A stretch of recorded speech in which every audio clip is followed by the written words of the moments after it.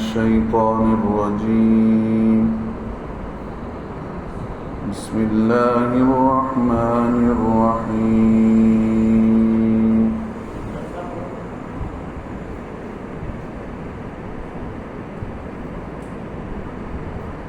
ليس عليك هداهم ولكن الله يهدي من يشاء وما تنفقوا من خير فلأنفسكم وما تنفقون إلا ابتغاء وجه الله وما تنفقوا من خير يوفى إليكم وأنتم لا تظلمون للفقراء الذين أحصروا في سبيل الله لا يستطيعون ضربا في الأرض يحسبهم الجاهل أغنياء من التعفف تعرفهم بسيماهم لا يسألون الناس إلحافا وما تنفقوا من خير فإن الله به عليم الذين ينفقون أموالهم بالليل والنهار سرا وعلانية فلهم أجرهم عند ربهم ولا خوف عليهم ولا هم يحزنون صدق اللہ العظیم. محترم بزرگان دین، پچھلی مجلس میں آپ حضرات کے سامنے اللہ رب العزت کا وہ حکم جس میں اللہ نے بتایا کہ اپنے پاک مالوں میں سے خرچ کیا کرو، اس لیے کہ اللہ رب العزت کی ذات پاک ہے اور وہ پاک چیز ہی کو پسند کرتے ہیں. ان اللہ طیب یقبل الطیبہ، کہ اللہ کی ذات پاک ذات ہے تو پاک مال ہی کو قبول کرتے ہیں.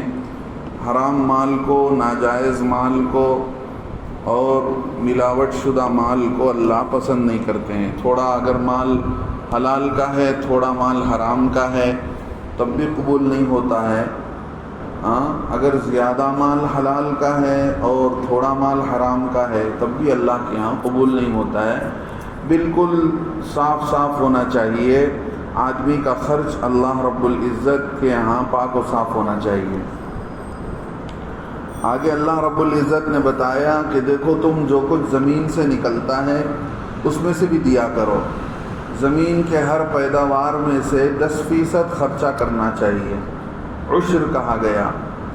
سال گزرنے پر مال پر زکوٰۃ ہے، لیکن زمین کی پیداوار میں سے عشر نکالا جائے گا. اور زمین کی پیداوار سے وہ زمین مراد ہے جہاں قدرتی طور پر اناج نکل آتے ہیں. سمجھ رہے ہیں؟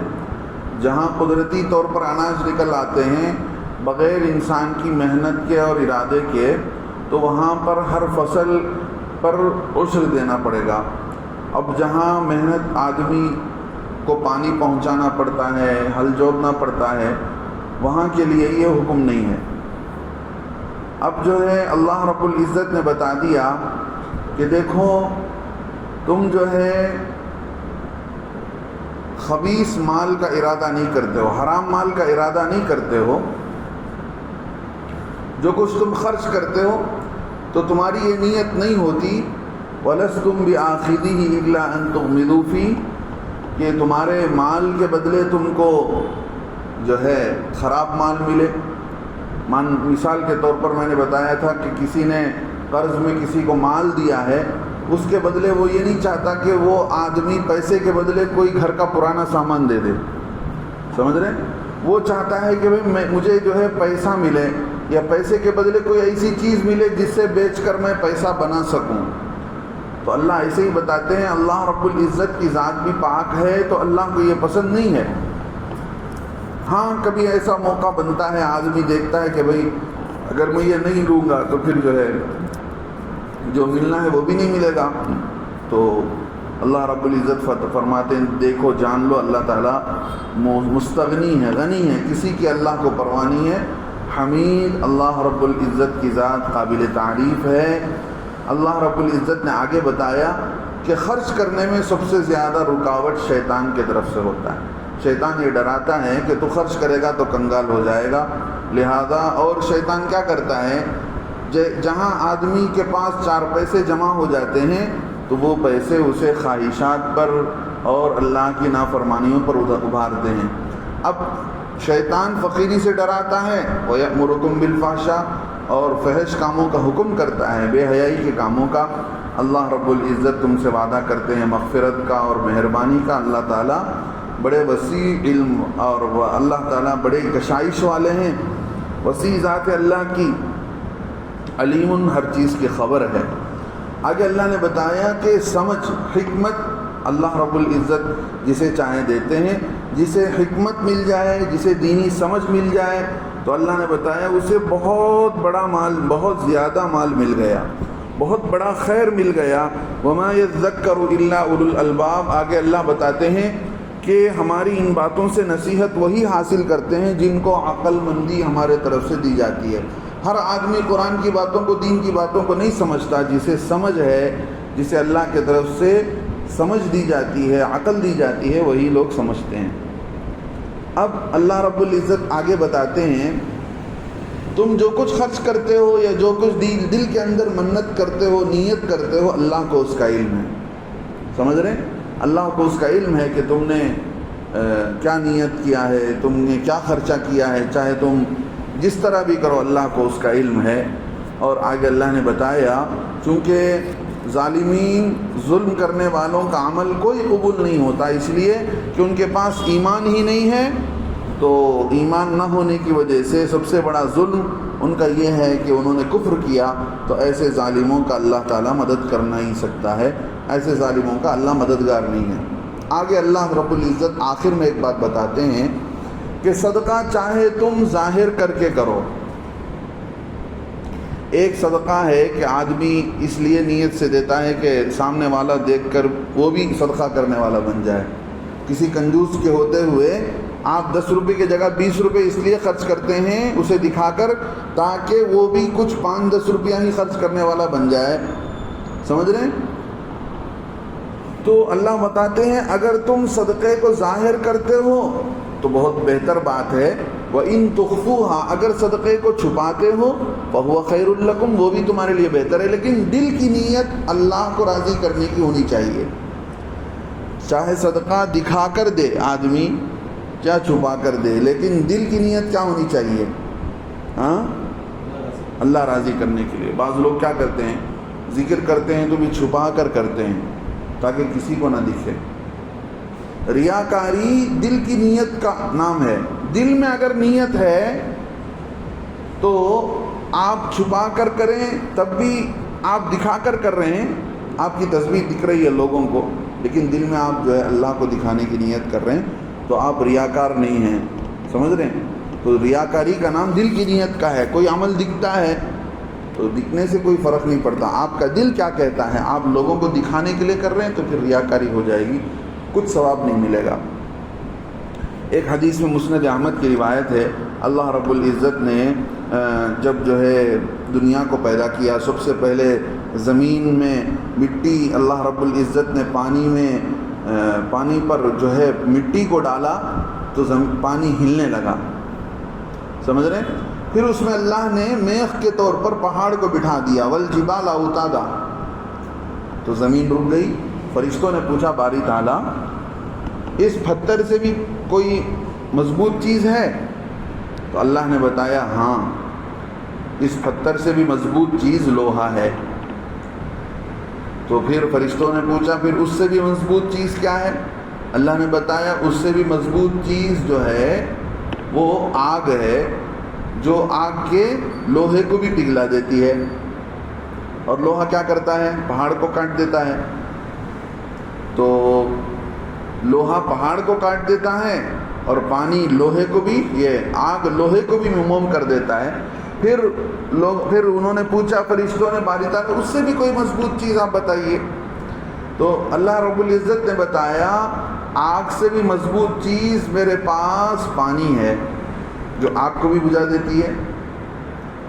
پھر اس سے بھی مضبوط چیز تو بتایا کہ اس سے بھی مضبوط چیز ہوا ہے جو پانی کو بھی ڈھکیل کر لے کر چلی جاتی ہے. پھر فرشتوں نے پوچھا باری تعالیٰ اس سے بھی مضبوط چیز کون سی ہے؟ اللہ نے بتایا اس سے بھی مضبوط چیز ایمان والے کا وہ صدقہ جو آدمی کسی کو دکھائے بغیر اللہ کے نام پر دیتا ہے. جب یہاں تک کہ اس طرح دیتا ہے کہ اس ہاتھ سے دیا تو اس ہاتھ کو معلوم نہیں ہوا، تو اللہ کی بنائی ہوئی بڑی بڑی قدرتیں، زمین، پہاڑ، لوہا، آگ، پانی، ہوا، ان سب سے زیادہ کتنی بڑی مضبوط چیزیں ہیں. یہ سب معمولی چیزیں ہیں کیا؟ پہاڑ، پانی، آگ، ہوا، ان سب سے مضبوط چیز حدیث میں بتایا گیا ایمان والے کا وہ صدقہ جو آدمی اللہ کو راضی کرنے کے لیے سب لوگوں سے چھپا کر کرتا ہے. لیس علیک ھداھم، آج جو آیت میں نے پڑھی اس میں اللہ رب العزت فرماتے ہیں اے اللہ کے نبی علیہ السلام آپ پر یہ ذمہ داری نہیں ہے کہ ان کو راہ بتلانا، ان کو ہدایت دینا، یہ آپ کی ذمہ داری نہیں ہے. کیا ہوا تھا؟ ہوا یہ تھا صحابہ رضی اللہ عنہ دوسروں کو صدقہ دیا کرتے تھے. دوسرے لوگوں کو جب صدقہ دیا کرتے تھے تو اللہ کے نبی صلی اللہ علیہ وسلم نے بتایا کہ دیکھو یہ جو کافر ہیں، غریب لوگ، ان کو دیا کرو. تم ان کو صدقہ دو گے تو ان کے دل کے اندر تمہاری محبت آئے گی اور وہ دھیرے دھیرے اسلام کی طرف آ جائیں گے. لہذا اللہ کے نبی علیہ السلام ایمان والوں کے بارے میں حرص رکھتے تھے کہ یہ بھی ایمان میں آ جائے، یہ بھی ہدایت میں آ جائے. اس لیے نبی کا یہ ارادہ تھا کہ صحابہ رضی اللہ عنہ کسے صدقہ کریں؟ غیر مسلموں میں صدقہ کریں تاکہ وہ غیر مسلم اس مال کی آس میں ایمان میں داخل ہو جائیں. یہ اللہ کے نبی صلی اللہ علیہ وسلم کی نیت تھی. آسمان سے اللہ رب العزت نے یہ آیت اتارا لیس علیک ھداھم، اے نبی علیہ الصلوۃ والسلام آپ پر یہ ذمہ داری نہیں ہے کہ ان کو ہدایت پر لانا، ان کو ہدایت کرنا، ان کو راہ بتانا، یہ آپ کی ذمہ داری نہیں ہے. ولیکن اللہ یہدی من یشاء، اللہ جسے چاہتا ہے اسی کو ہدایت دیتا ہے. اگر آپ صدقہ کرتے ہو تو صدقے میں یہ ضروری ہے کہ مال خرچ کیا جائے کسی کے دل کو لبھانے کے لیے نہیں کہ اس کا دل اسلام کی طرف آ جائے. اللہ یہ بتاتے ہیں کہ صدقہ مال خرچ کیا جائے گا تو صرف کس کے لیے؟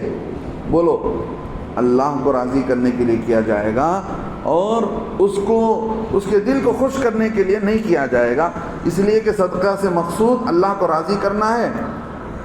ثواب کون دیتے ہیں؟ مال خرچ کرنے کا ثواب کون دیں گے؟ اللہ دیں گے. تو لازم یہ ہے کہ آدمی جو بھی خرچ کرے کس کے لیے کرے؟ اللہ ہی سے لینا ہے بدلہ تو اللہ ہی کے نام پر کرنا پڑے گا. اب دوسروں کو دلجوئی کے لیے غیر مسلموں پر صدقہ کریں گے تو پھر یہ ہوگا کہ بھئی وہ لالچ کی وجہ سے ایمان میں آ جائیں گے. پھر ایسا بھی ہو سکتا ہے پھر مال نہیں ملے گا تو کیا جائیں گے واپس، تو اسلام کا مذاق ہو جائے گا. پیسے کی وجہ سے آئے، پیسے کی وجہ سے نہیں. اللہ بتاتے یہ فارمولہ نہیں ہے. فارمولہ یہ ہے کہ ان کے اندر ہدایت کی طلب ہو. ہم ان کو راستہ بتاتے ہیں. ہر ایک آدمی کو ایمان میں لانے کی ذمہ داری آپ کی نہیں ہے. آپ اپنا کام کرو، جو مانے گا اسے بہت اچھی بات، جو نہیں مانے گا اس کے لیے نقصان ہے. ایک کتاب میں یہ بھی لکھا ہے کہ اللہ کے نبی علیہ الصلوۃ والسلام کے صحابہ مدینے میں یہودیوں کو سے رشتہ داریاں تھیں ان کی، مسلمانوں کی. مدینے کے جو مسلمان صحابہ تھے، مدینے میں کون لوگ مسلمان ہوئے تھے؟ 2 قبیلے کے لوگ تھے، ایک اوس اور خزرج. انصار صحابہ پہلے کس میں تھے؟ 2 قبیلے کے تھے، اوس و خزرج. تو ان کی رشتہ داری یہودیوں سے بھی تھی، سسرالی رشتہ داری، بیٹی کو لینا دینا ایسا کچھ ہو گیا تھا اسلام کے آنے سے پہلے. تو اسلام آنے سے پہلے یہ یہودیوں کو مال دیتے تھے، تو انہوں نے کیا کیا، اب مال دینے سے انہوں نے بعد میں اسلام کی وجہ سے انہوں نے مال دینا مناسب نہیں سمجھا. سمجھ رہے ہیں؟ ان کو مال کیوں نہیں دیے؟ مال تو پہلے سے دے رہے تھے نا، غریب تھے، رشتہ داری تھی. مال اس لیے نہیں دیے تاکہ وہ مال کی محتاجگی میں اسلام میں آ جائیں، یہ ان کا مقصد تھا. ہاں، تو اس پر یہ آیت نازل ہوئی. بتایا کہ دیکھو اللہ رب العزت یہ بتاتے ہیں کہ لیس علیک ھداھم ولکن اللہ یہدی من یشاء وما تنفقوا من خیر فلانفسکم. جو کچھ تم خرچ کرتے ہو مال میں سے تو وہ اپنے ذات کے لیے، تمہارے ذات کے لیے. فلانفسکم، تمہارے اپنے نفس کے لیے، تمہارے اپنی ذات کے لیے. یعنی جو کچھ تم خرچ کرو گے اس کا بدلہ تم کو ملے گا. اچھا، وما تنفقون الا ابتغاء وجہ اللہ. اب تم جب خرچ کرتے ہو اس کا بدلہ ملنے والا ہے، تو تم جو خرچ کرو گے مگر کس کے لیے؟ ابتغاء مرضات، ابتغاء وجہ اللہ، اللہ کو راضی کرنے کے لیے، اللہ کی خوشی کے لیے تم اللہ کے نام پر خرچ کرتے ہو، تو تمہارا خرچ کرنا تم کو کام آئے گا اور کل قیامت کے دن اس کا بدلہ تم کو ملے گا. اب جو کچھ تم خیر خرچ کرتے ہو، مال خرچ کرتے ہو، اللہ کے لیے خرچ کرتے ہو. وما تنفقوا من خیر، جو کچھ تم مال خرچ کرتے ہو، یوفى الیکم، تم کو پورا پورا دیا جائے گا کل قیامت کے دن. وانتم لا تظلمون، ذرہ برابر بھی تم پر ظلم نہیں کیا جائے گا. سمجھ رہے ہیں؟ یعنی دنیا میں آدمی نے مان لیجئے کہ پوری زندگی میں 1,02,000 روپیہ خرچ کیا ہے، تو ہم لوگ کیا کرتے ہیں؟ مان لو 1,02,000 روپے خرچ کیا، کوئی چیز خریدتا ہے دنیا میں تو 1,02,000 روپے میں 200 روپے کیا چھوڑو بھائی. ہاں، دنیا والے کیا کرتے ہیں؟ حق والا چھوڑ دیتا ہے یا دینے والا 200 روپے بھی کیا پوچھتے تمہیں. لیکن اللہ کے یہاں ایسا نہیں ہے. اللہ کے یہاں 1,02,000 روپیہ بھی ہے تو وہ 2 روپے بھی ملے گا. پچھلے زمانے کے حساب سے 1,20,000 پیسہ بھی خرچ کیا ہے وہ بھی ملے گا. 1,02,000 آنا خرچ کیا ہے تو وہ 2 آنے کا بدلہ بھی اللہ دیں گے. ذرہ برابر بھی ظلم نہیں ہوگا، ذرہ برابر بھی اللہ تعالیٰ کسی چیز میں کمی نہیں کریں گے. سمجھ رہے ہیں؟